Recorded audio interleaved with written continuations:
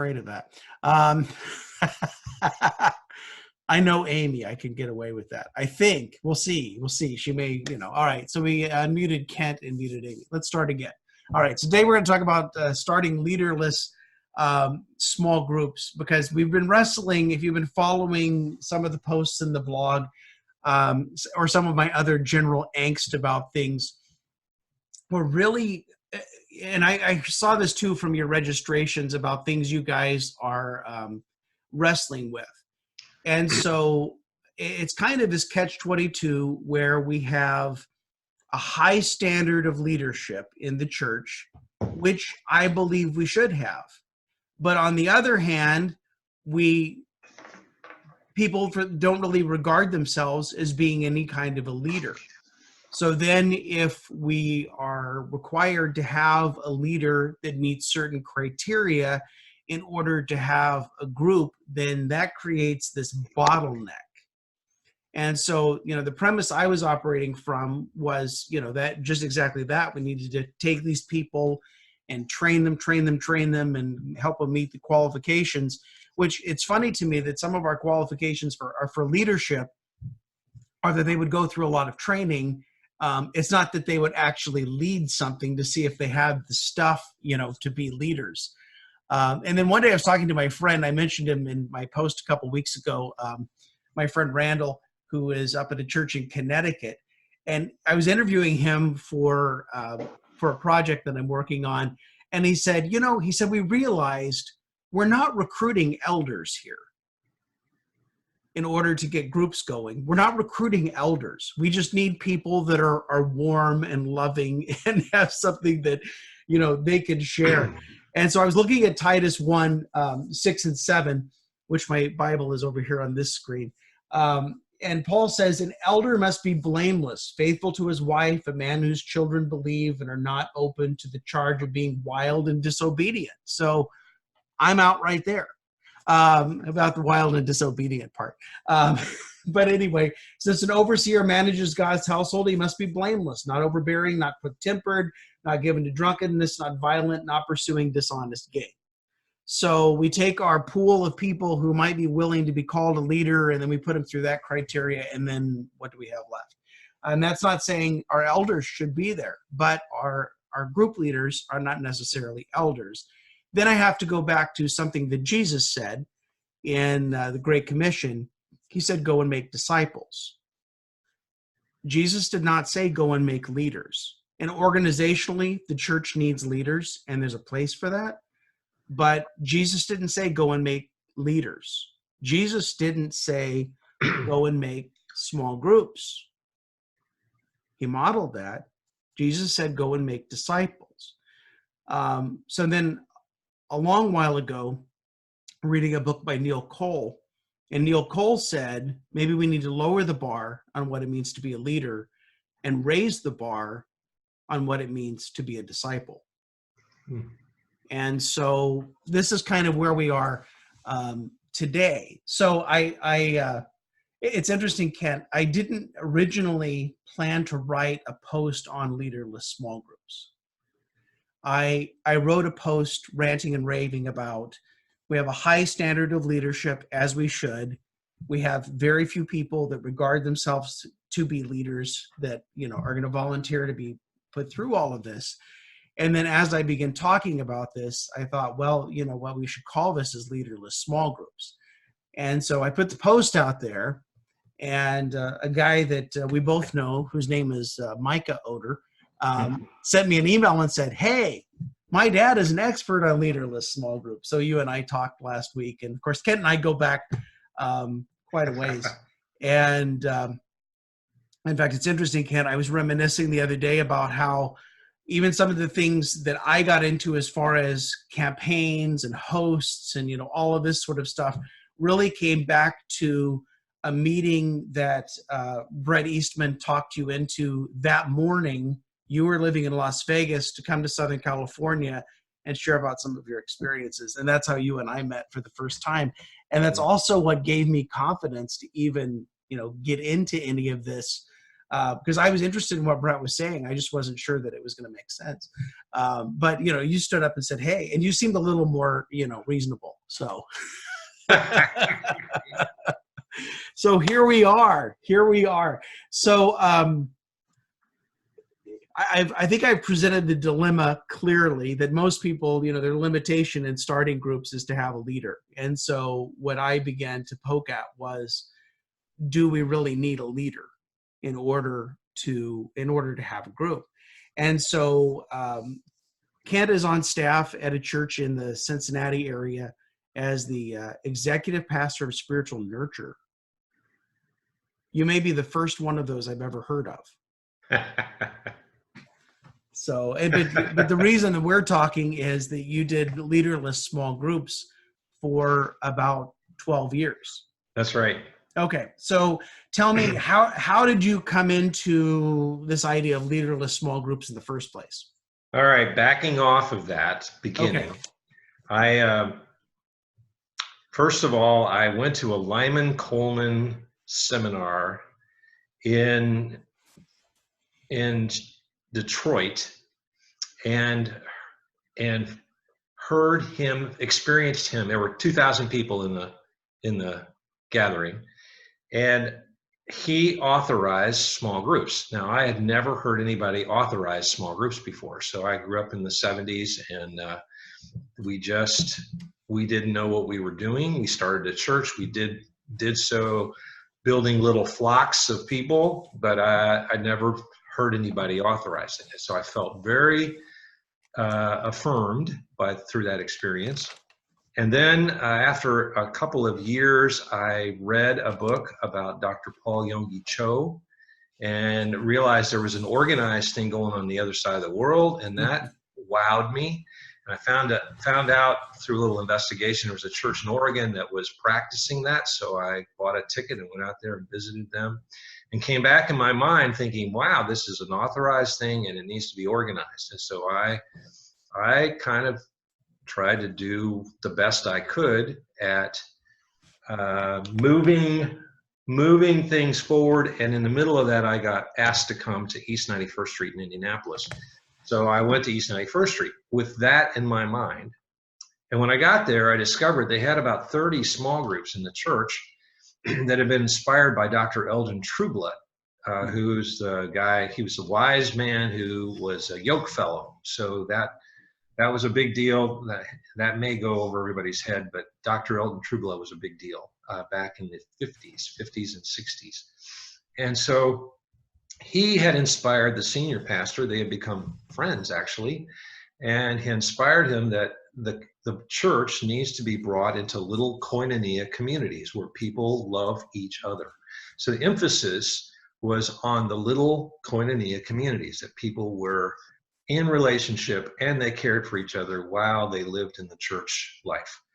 So Russ had promoted that, and that had grown. And so we had 30 koinonia groups, they were called, and they were all groups that shared the purpose of caring for each other and helping each other grow in Christ. So it was a mutual growth experience.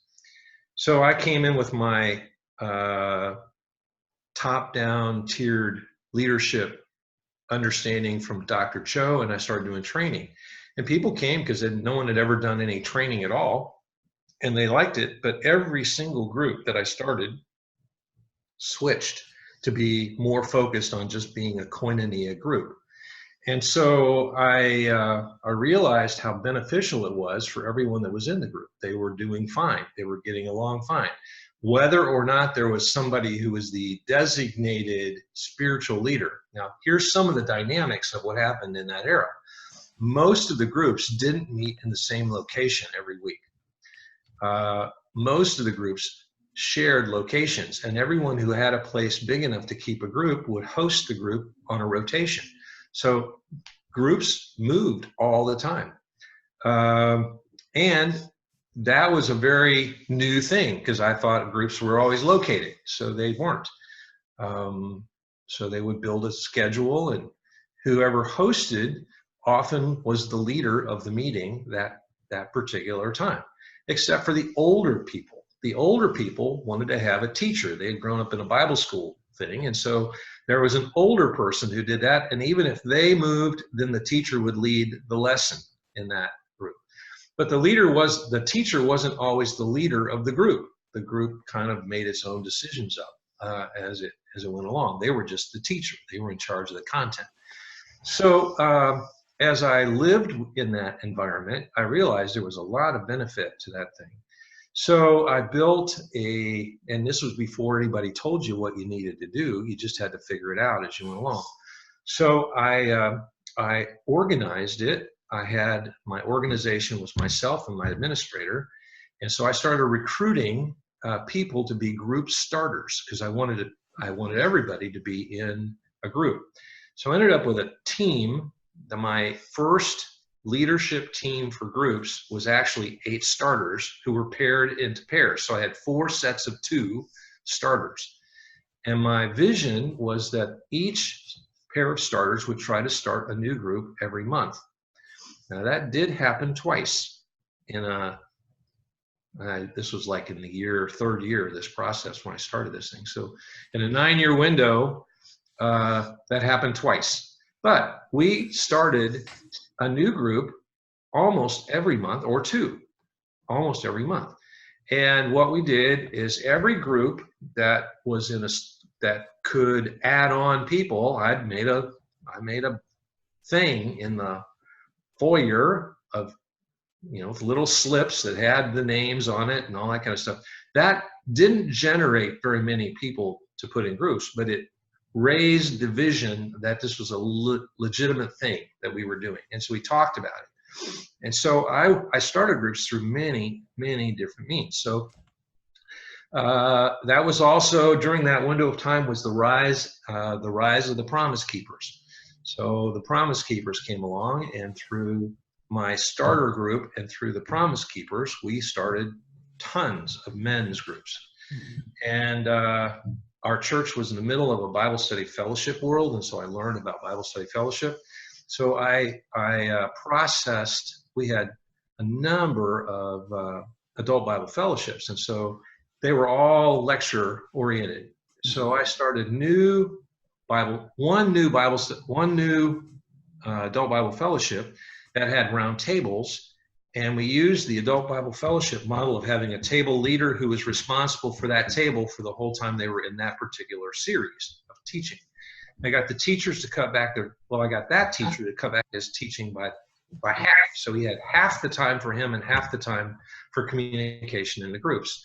And then I encouraged the groups to start home groups in the process, and they followed that further. So that became a launching pad for starting more home groups. So I had men's, women's, we had a lot of singles, and so I started a singles program, and that grew to be almost 300, and we started almost 100% of them were in small groups. So we did these groups for them, same kind of process, because what I did is I needed a contact person in each group. So there was someone who knew what was going on, that I had a name, address, and phone number for. And then I would do a training every year, and I would invite the contact people or anyone they wanted to send from their group to get group dynamic training. So that's what I was teaching, how you function as a group. So this is how you handle people who talk too much, and how you handle planning your timing, your schedule, your questions, and how to write the right kind of questions. And all that stuff over and over and over I taught to whoever would come to those trainings, those kind of trainings. So it's the same stuff, but it was undesignated as to who was going to come. And so groups would decide on somebody needed to go to the training this time, and they would send them. And they had never done this before. And so I wasn't choosing those people. They were doing their own thing over and over again. Now, would the groups send the same person consistently, or would they send different people, or what? They sent new people. Yeah, sent new people. It was very, very normal that I would have a whole batch of new people when I did that training, just because the groups chose them and sent them. And so every group was an independent little thing. I started every new group with a book that Lyman and Coleman had put out called Starting a Small Group, Starting a Serendipity Group. And so I bought that by the hundreds, And that was the book that I paid for. The groups bought everything else themselves. But every time we started a group, a starter team would go to the first meeting. So one of those pairs, I had 4 singles and 2 couples. They were all paired up, and they would make all the phone calls. So when we were always running a list of people interested in a group, we had a continuous list of interested people, and they were all kind of sales-ish type people. That's who I had recruited. And so they were easy to call on the phone and talk to people. That was still when people answered the phone. So we did that, and they would work it till they got a group, and then they would choose a night, and then they would call a meeting, and they would go to the meeting, and they would start it with the first lesson, and they led the first lesson through, and then the group was on its own for the next 6 meetings. But they would go to the 6th meeting and urge them on and take other resources and help them figure that out. So they always went to the first meeting and the 6th meeting, and called and checked in with them during that time. So they were the starter team. And every time they got one started and they were in round 2, then they counted it a success, and we were on our way to another process. It was hard to keep up with what we had. So I tried to keep a running list of what groups were meeting. And it was at the beginning of the real computer age. I mean, I had computers with green bar sheets and stuff. But twice a year, I would do a census, and I would recruit at first just 2 and then 3 small groups to come and help me on an evening. I buy them all pizza, we pray together, I do a nice devotion on the impact of what we're doing, and they'd all affirm it. And then I had all the groups lists of everybody that was in a group. I had it all printed on single sheets, and we had 20 different phones in the church. And so they would grab a list, and they would go get a phone, and they would wait for an opportunity to punch in and call. And they would call down the list until they reached someone. And when they reached that someone, I had a whole series of documents of things I needed them to ask, like how often they met, what they were studying, who was in the group, what was the account, how often, all the little things you want to know about groups. That's all built into the church team software. But I mean, that was before that. So we would do that. They would get it. And in an evening, I would always get 80% of the groups called. I'd find new groups that had started that I didn't know about, and the groups that had folded. But we called down till we got someone. It was not the leader. We called anyone on the list until we found someone, and they told us about their group. And so I got smarter after the first couple of times, and I started warning the church that this particular night was a census night. And so if you're in a group, pay attention, because you might get a phone call, and these are the questions. And so I got that all done, and that increased the cooperation in the church and so on.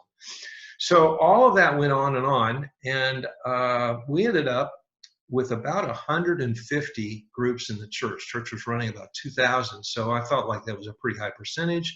Things were good.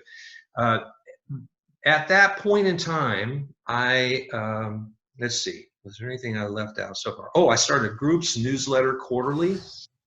Everybody that was in a group, I sent it to.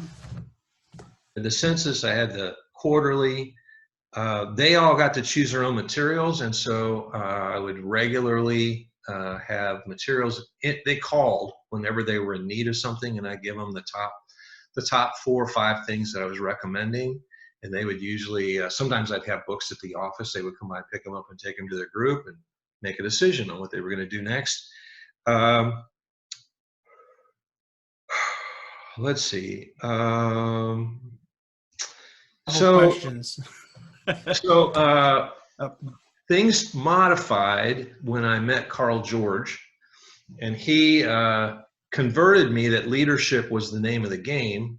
And I realized that every group had someone who was kind of the leader. That's the way it always works. Someone emerges, but because I didn't organize the leaders, they felt freedom to lead, within the guidelines of the church, but they felt freedom to lead.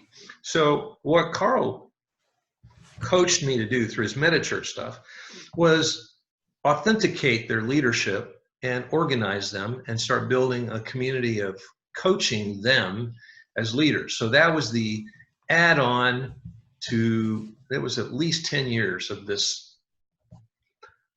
leaderless, supervisory-less process. And what we added to it was an authorization and a supervision, not a supervision, but an organizational encouragement process.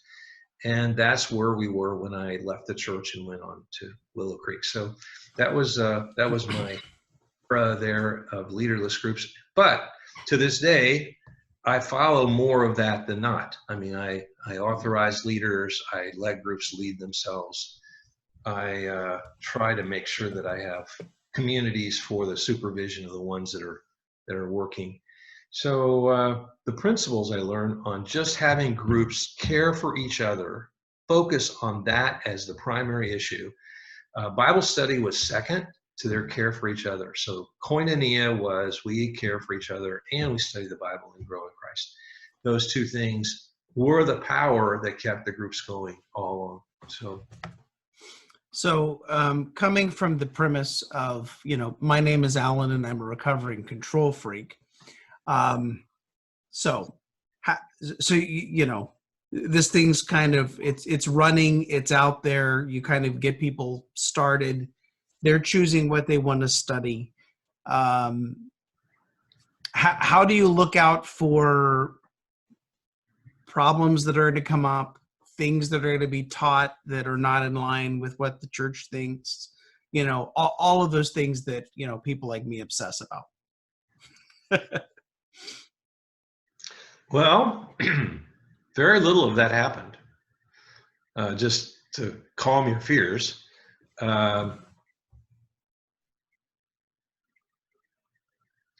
The biggest arguments that doctrinally were ever a problem were over second coming issues if they wanted to study Revelation, and it caused, it's like, come on, study something else.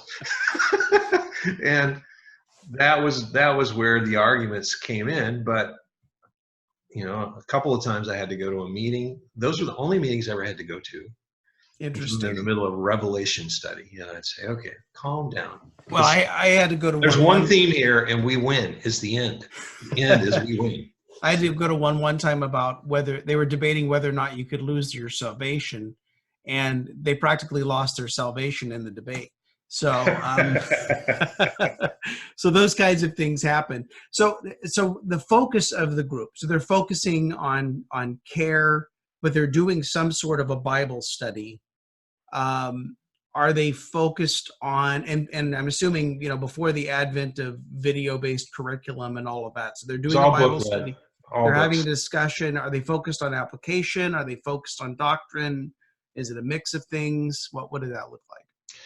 Well, the emphasis on the spiritual side, every time I would do a training, mm-hmm. The emphasis was on the dynamics of how you care for each other and the emphasis on urging each other on to spiritual maturity. So the focus was on being, not just doing. Like, how are you really on the inside? And the being versus doing got everybody's attention. Like, being precedes doing. Actually, we're backwards in our performance oriented, that we want to do first and then be later if we get around to it. But everything about God is on changing us from the inside out, and then that shows up through our actions. And so that emphasis over and over and over. And Russell Blowers, our senior pastor, authorized that all the time in his own messaging. And so that was a fundamental theme. And knowing more was helpful in being more. That was the way this process went. So keeping the emphasis on the being godly, being Christ-like, being honorable, being without thinking about it. The being is without thinking. This is what you do because you are this. That emphasis really made a huge difference in how we kept that thing on track a lot.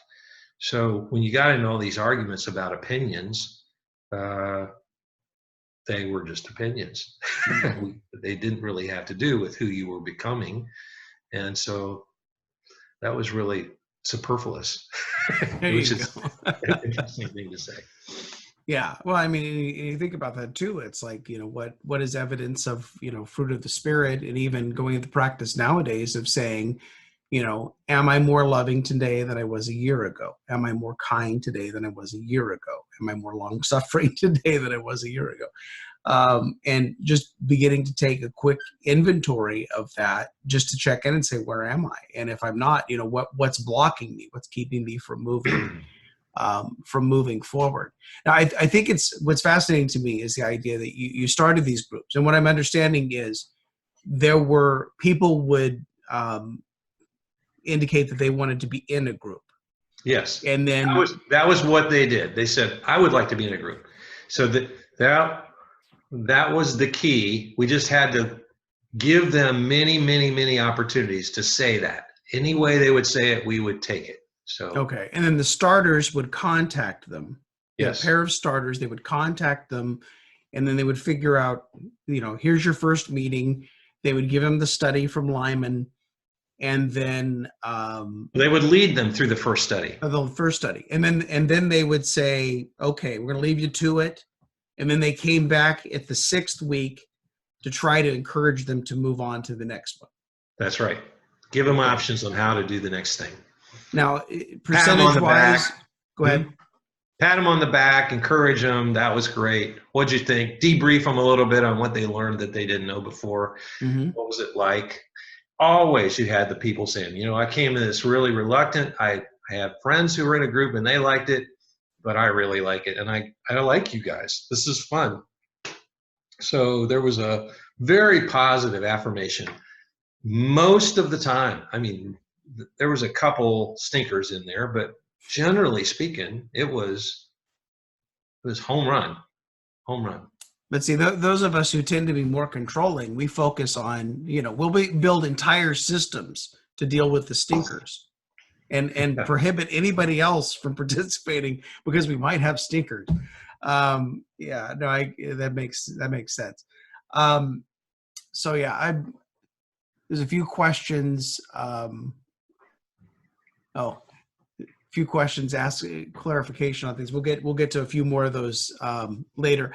I like the idea that you offered leader training to leaderless groups, and then they determined who they would send to the training. Well, I didn't call it leader training. I called it group training. Group training. Okay. Yeah. So you were training the whole group. Now, then in your experience, and you ran this for about 12 years, did these groups stay together indefinitely? Did they branch off and start other groups? Do you just form new groups for new people? What did that look like? Yes, yes, and yes. Okay. What was more common? Ending and forming new. That was the most common, but not in a hurry. So a group would meet sometimes 4 or 5 years, and then because every 4 or 5 years, all life issues change in your life. I mean, everybody goes through changes every so often.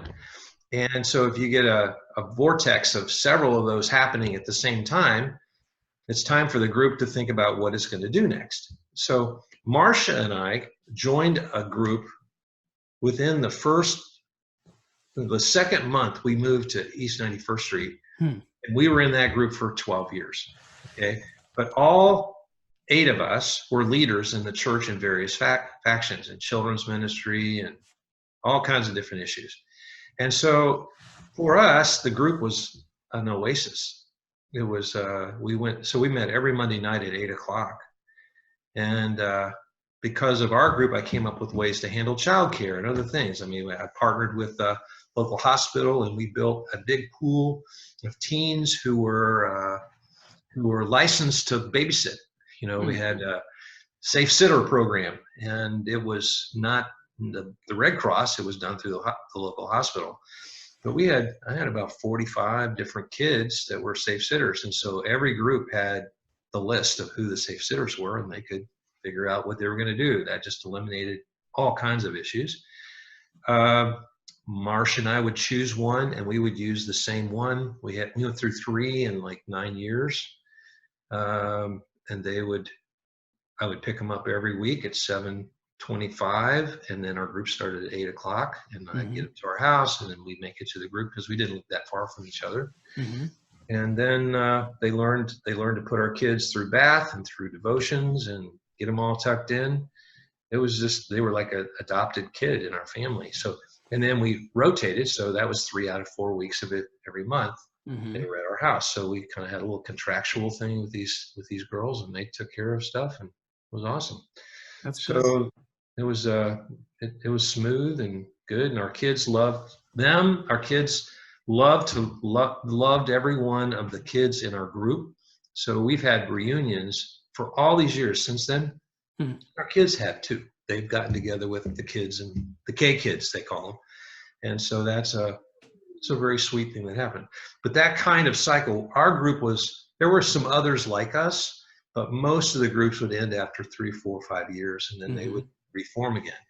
It was not abnormal for a group to end and form a couple of new groups, and so our starters would be all over it and help them figure out what to do and how to get the rest of the people they need. Sometimes it was nights of the week. That was a real issue. The struggle was because of kids' schedules. That night that they'd always met in just didn't work. This other night worked better, so they figured that out. Some would change houses. I mean, there was a lot of movement in our church, just changing houses, staying within the church, but getting a different house in a different place. And so then didn't want to be in that arena. Oh, sure. So Well, you got a meeting coming in. We'll go. So that kind of stuff happened. So dynamics we flexed with it. That's all. Yeah.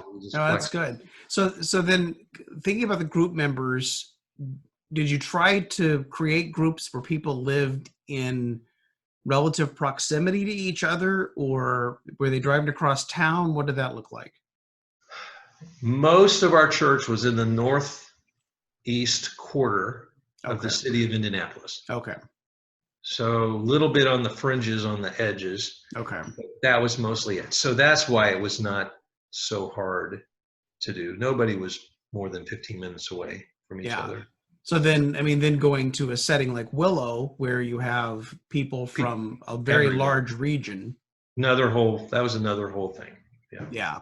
It's a whole different experience, right? But if people live, somewhat geographically to each other. There is a question Elliot was asking. So when the starters, they call the group, they bring the group together, they lead the first meeting. Then how do the starters, what did the starters say? How did they leave that with the group? Lyman's material had at the end of lesson 1 a group covenant. Okay. So they would always spend some time in the group covenant. We could go through it pretty fast because everybody knows what that means when you read through it, what it is. So we talk what the rules are, and the rules only count for the next 6 weeks. It was easy. So it's like everybody's in for 6 weeks, and this is what we're going to do. And one of the questions would be, are you okay to move around, or do you want to stay in one place? Who's willing to host a meeting in their house? And so that was, it would have to clarify. And so then we say, well, do you want to have somebody that's in charge, or can you just pass it around and let everybody do it? So we always ask that question, and passing it around was often what was fine with everybody. Well, we'll do this in our house, and we'll do it in ours. So that kind of thing happened. We had some singles when we were doing mixed. At first, we were doing mixed couples and singles groups because that's all I knew to do. Some of the singles didn't feel comfortable having somebody in their apartment. So that was an issue. So then we gave them a pass. That was fine. When we started to do singles groups, they often wanted to meet somewhere that was neutral to almost everybody in the group. And only a few times, because we had some singles that would jointly rent a building together, rent a house, and like 4 of them would live in the same house. Those became the places where the singles groups often met if they were going to meet in somebody's house. But generally, a single didn't really host too many people in their house, so that was an issue. Women's ministries, really wanted to meet at the church building. A lot of the women wanted to meet there. So then they'd figure out a child care system at the building so they were safe and sound and could meet at the church building. So the homebound moms would do that. The professional moms would sometimes want to meet at the building, or they'd sometimes want to be in one of their homes and have a child care person put their kids to bed while they're leading a group. So we just flexed in every direction with whatever we had to work with. But the emphasis on being community and spiritual growth never stopped, didn't matter what it was. So the issues of men had different issues than the women's groups, but that was how it went. And we just authorized it. I mean, all the time, authorized it. This is the right thing to do. This is the easy way for you to grow in Christ. This is the way you can be safe in your spiritual life. And having that constant fueling. Russ was in a group, and Russ led other groups. So Russ talked about it. I'd say, Russ, I need you to flag it again. Oh, yeah, I will today. You need to illustrate his sermon with something that was in there. And that made all the difference in the world. I mean, in fact, it was how we did the church. So Yeah. Well, I like too that the responsibility is on each of the members as far as their own spiritual growth, but also the responsibility of the group. So it's not providing a service for someone, it's interacting together. And I know in groups that I participated in, and I've really believed in that thing of shared ownership, that if it depends on how you ask the question. And if you say, would anybody like to? Then the answer is, well, no, I don't want to be uncomfortable. I don't want to be inconvenienced. I wouldn't like to do that. And so I used to do a men's group. We met at lunch every Wednesday. And so we had the location was set, the refreshments were set, and I would always tell them, I said, today's the first and only day that I'm going to lead the discussion. We're going to pass around a list. Everyone needs to sign up for a week, where you're going to lead the discussion. And I knew that this was working, well, that they all signed up. And so one week I'm sitting directly across from the table from a young man who's exactly half my age. He's leading a discussion from a study guide that I wrote. and he's doing a great job. The only problem was the other members of the group kept making fun of the questions, and I had to say, "Excuse me, but I'm sitting right here." But anyway, but it's kind of the thing of, if you go about it of, we don't want to inconvenience you, but if you would like to, then the answer is no. But if you say, as a group, we're going to decide how we're going to meet and who's going to lead and this sort of thing, we're going to lead together, we're going to pass around these responsibilities. Then they'll step up and do it. And I think as you've seen the same way. And so I think in, some of our efforts of, trying to make things convenient for people, trying to make things easy for people, trying to do things for people, I think we, take away some of the good part of them getting in there and trying to figure it out and doing for themselves. And the thing I've come to realize lately is if we make things too easy for people, sometimes they realize, well, it must not be that important because they're making it real easy and it doesn't really matter if I'm there or not. I think I can affirm that with the emphasis we made on it is about caring for each other and growing spiritually. And by keeping those are clear in the scripture. Those are clear issues. And so by staying to something that's as simple as that kind of was a grounding thing, a foundational thing. And there was no arguing with it. There was no wondering about it. It's like, oh, both of those things are very, very important to God. So, I guess I ought to do something about that. Maybe. Okay, so we have some questions coming in. The name's not clear. Anyway. So the question is, do you think this model would go over well in a church that really emphasizes small groups? We have 45 groups already, but still have a population not in groups, or is it more like a church-wide focus to go leaderless? I don't think I would emphasize the leaderless part. Okay. I don't think that came up by NavPress at a point. Somewhere in the middle of this thing, they were talking about all these other issues, and I said, you know what? You don't have to have those issues. And so I wrote a paper and met with all these gurus around the table, and we talked it through. But the issues of that are the core of what I've talked about, of the relationships and the spiritual growth, that emphasis, if you've got an organized system for the leaders or the coordinators, I'm not against that in any way. I mean, that's fine. I'm actually for it. But my highest value is not that. My highest value is that 100% of the church is in a safe and growing place where they're in relationships with each other and they're growing in Christ, and they know it. They're making progress, and they can tell you some progress they're making. So if you got 45 groups, praise the Lord. Now, how are you going to get the next 45? And if this would be just keeping these principles in mind would be helpful in boosting that forward, I'm for it, without modifying anything you got or changing your language. Yeah, I think sometimes too. Yeah, and I certainly wouldn't wreck a working system in order to install something else. But I think part of it too is you look at the percentage of your church that is connected in groups and it's working for them. So we're going to let that sit. But then why did this other percent of the church say no to that? And I mean, commonly I'll find churches that a third of their people are in groups and the other 2/3 have, rejected, whatever. So could you offer them something else to say yes to? And so, we've done things where, we've done the host home idea from Saddleback, which came out with 40 Days of Purpose, 17 years ago. So that's not new anymore, but it works. But the idea was you don't have to be the leader. You could just open up your home and be the host. To the point of even going to get together with your friends and do the study. And so more along the lines of there's someone that's initiating, but they're getting together with their friends. And so along that line, we had a few where this guy came up and he'd take this, back in the day when you sent postcards in the mail, and I would send out these postcards to invite people to leader training if they had initiated a group.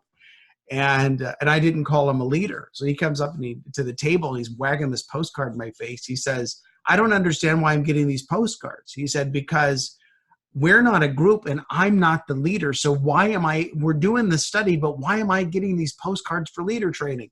And I finally just smiled at him. I said, don't worry about it.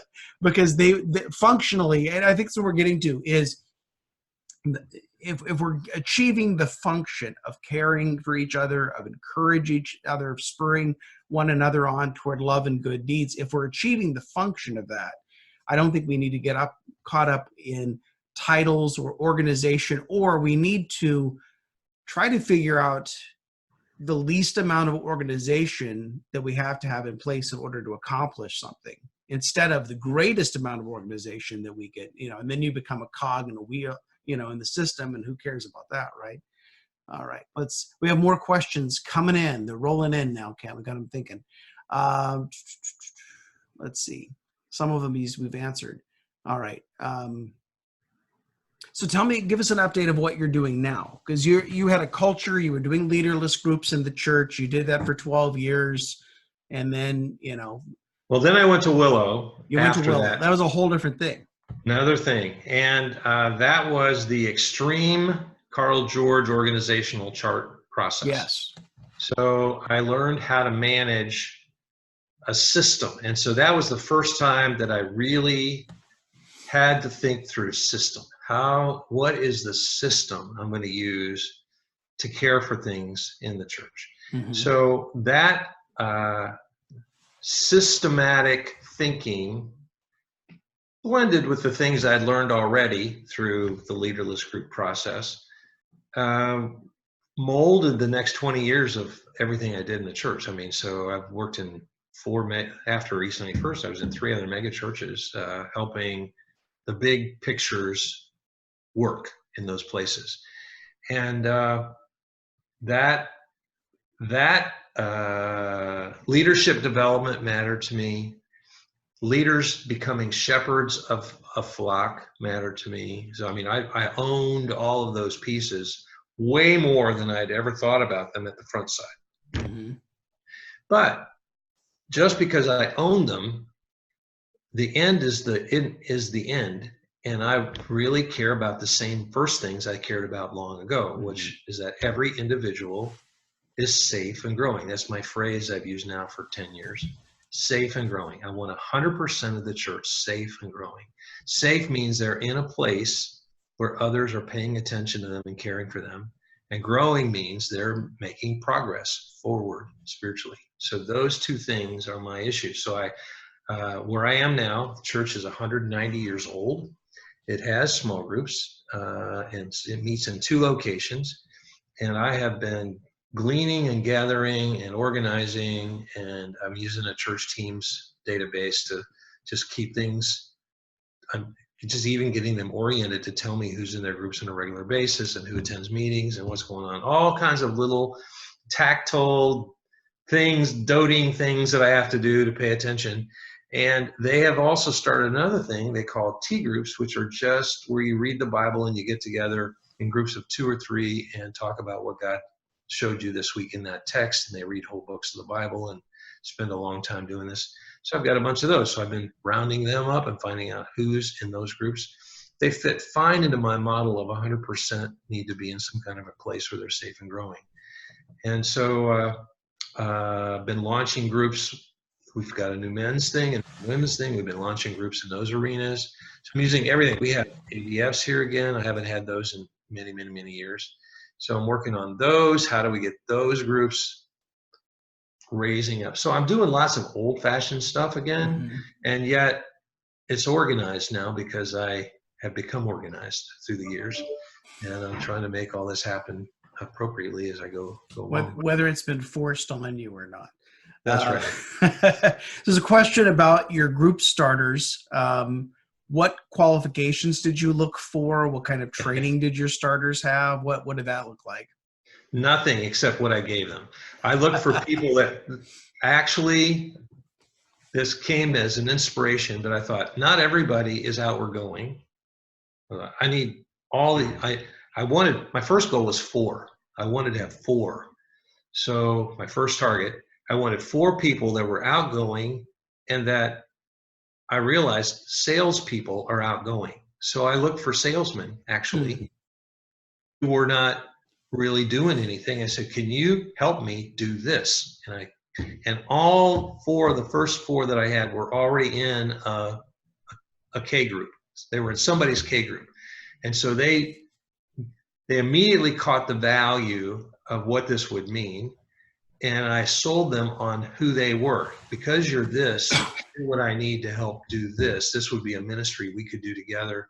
And it would really change the church. And so they bought that. And we had success in our first 4 or 5 attempts without any failures at all. I mean, it was like I had a long list at that point. I think I had over 50 people on the list that wanted to be in groups, and I was trying to figure out what to do with them.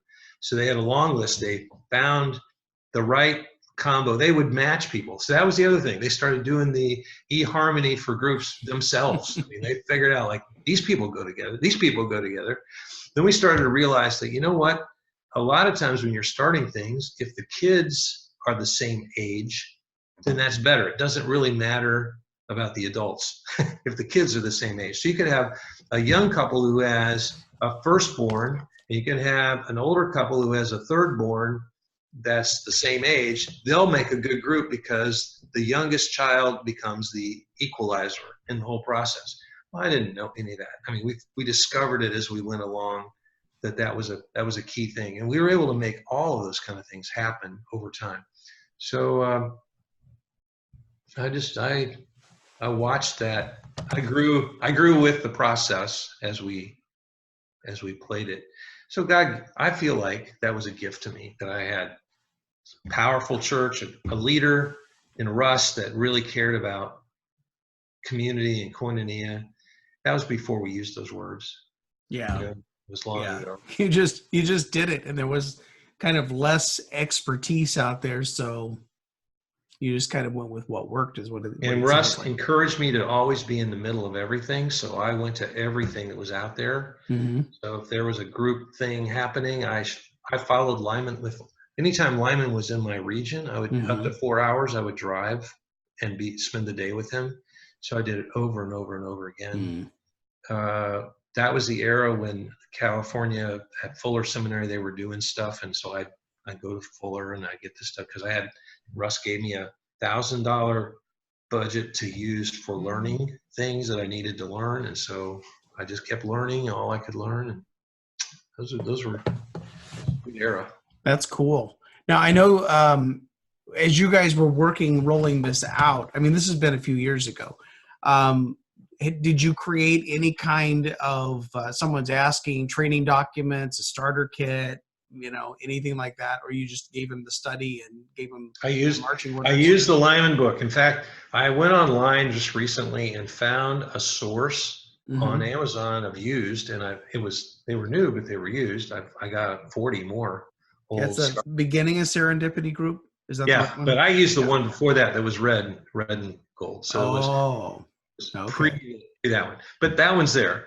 So I bought 40 of those, and I started 2 groups here this fall with those books.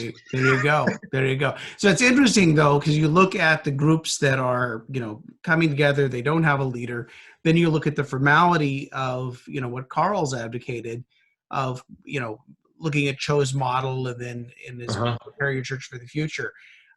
So those kinds of things coming together. My brush with Carl, because he lives on the other side of town here from me, but in my early days when I was in California, I was trying to execute this whole meta-church model, and every group needed to, produce an apprentice, and then the apprentice needed to start a new group, and nobody wanted to leave the groups and all of that. And so I complained about this to Carl one day, and he said, the apprentice model works well in educated congregations. And I took a little offense to that, muttered under my breath, the apprentice model works well in Korea. Yeah. But no, he's a gem of a man. I haven't seen him in a while. I need to make that. I ran into his wife at Costco the other day. But great people, great resources. So in this day and age, Kent, we have I'm starting a new group at my church. I go to this little church in South Carolina called New Spring.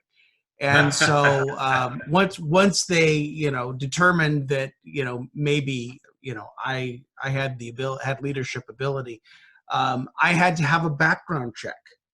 Yeah. And I like to report that I successfully passed, believe it or not. But so in this day and age with, all this litigiousness and all of that, how do leaderless groups, how do they mesh with that? Or do we say, well, they don't have a leader, so we either have to check the whole group or we'd have to worry about checking anybody. What do you do with stuff like that? Well, there's got to be somebody that you get a hold of. Okay. So a contact person, a group has to have a contact person. I mean, I'll go back to that. In the end, that's what I had to have. Who do I get a hold of in the group? And so that was my last phase before Carl got on me to organize the leaders more. Mm-hmm. And that was, I found that to be useful. I knew the leader, I knew the group, and I knew the meeting date, and I knew who the contact person was. And so that was the kind of information I kept on everything. Okay. I am comfortable doing that still, as long as the contact person will surrender to be part of a little bit of an organization. I can't let things go unorganized anymore. That's not appropriate. I know better.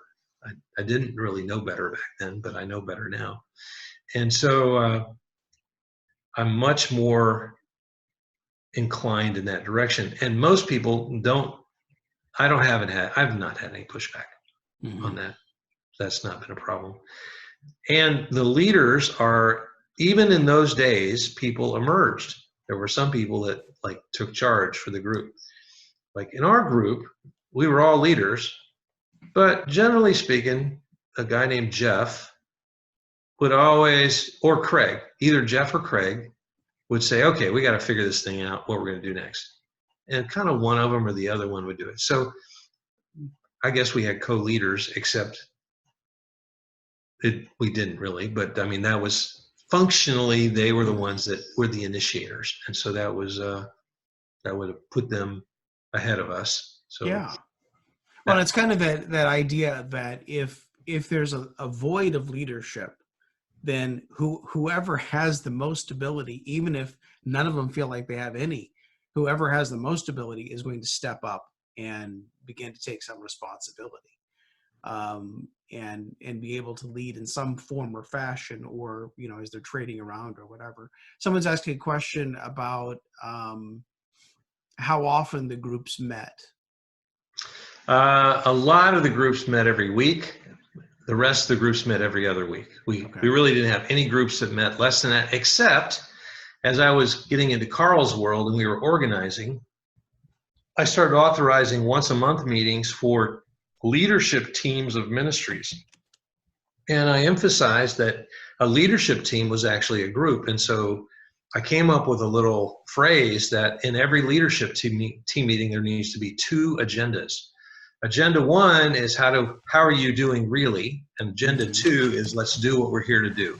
And so a leadership team, like a ministry team I even organized like a children's ministry team that is like the board that's running the children's ministry in the church. They would have 2 agendas. First agenda is how are you doing really? And they would spend a portion of time caring for each other, and then the chairman of the board would open the agenda up, say, let's get to work. So they get to work. So I counted those as groups because they were caring for each other and in a growth mode forward. So I mean, it was like, and that was an interesting blend because I'd always done separated. I never organized it. Once I started organizing it, that made it different. And so I gave authorization to those once a month groups, but they were all work oriented. The others were group studies or home groups, different things like that. So I like when you say authorization, a lot of times I talk in terms of giving people permission and opportunity. And so I don't have to think about every contingency of what I have to think through in order for a group to function. I just have to say, hey, why don't you go meet with some people and get this thing started. So, and we're having more questions that we're going to be able to answer. So in this day and age, what I'm hearing from you is you need to have as much organization as is necessary, but almost more minimal in order to serve the group and make sure the church feels good enough about this, but giving people the opportunity to, as you were saying, to be safe and growing. And that could be a lot of different formats.